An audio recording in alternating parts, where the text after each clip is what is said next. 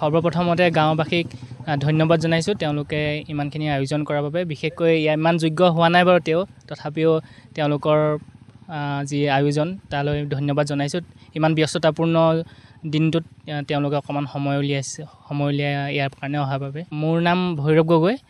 মই বড়োলেণ্ড বিশ্ববিদ্যালয়ত ডক্টৰ হেমেন শৰ্মা ছাৰৰ গাইডেন্সত মই ডক্টৰেল ৰিচাৰ্চ কৰিছিলোঁ আৰু মোৰ টপিকটো হৈছিলে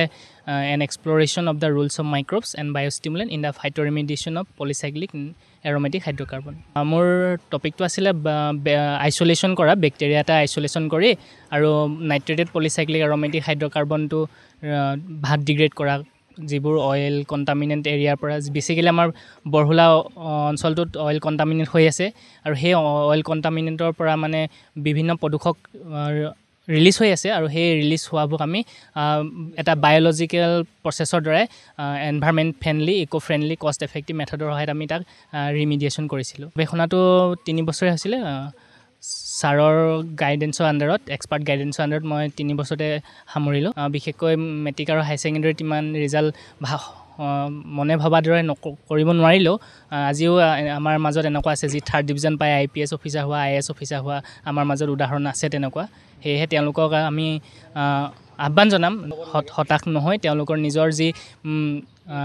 এইমটোত মানে একান্ত মনে লাগি গ'লে নিশ্চয় এদিন সফলতা অৰ্জন কৰিব আমাৰ 300 বছৰ অধিক হ'ল আমাৰ দেঘৰীয়া গাঁওখন এই গাঁওখনত আজি তাৰিখলৈকে বহুত আজি 50 বছৰ আগতো BSc BA পাছ কৰা মানুহ আছিলে কিন্তু এনেকুৱা ডক্টৰেট বা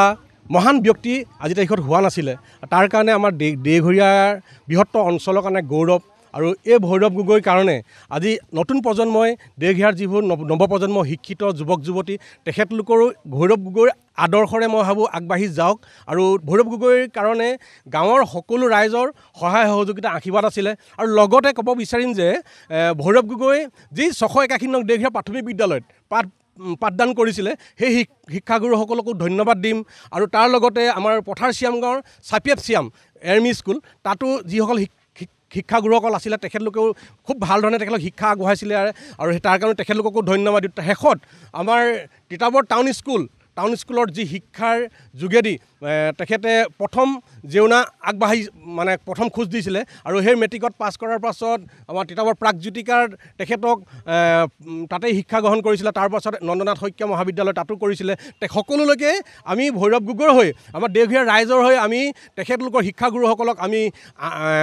ওলগ জনাইছোঁ আৰু ভৈৰৱক যি শিক্ষা দিলে এই শিক্ষাই আহিবলগীয়া দিনত তিতাবৰ হৈ যুৱ প্ৰজন্মৰ কাৰণে এটা নীতি আৰু আদৰ্শ হৈ উঠক আৰু আহিবলগীয়া ল'ৰা ছোৱালী ছাত্ৰ ছাত্ৰীসকলো আদৰ্শ হিচাপে ভৈৰৱ গগৈ আদৰ্শ হিচাপে আগবাঢ়ি যাবৰ কাৰণে সকলোকে আহ্বান জনাইছোঁ তিতাবৰ আৰু গাঁৱৰ সকলো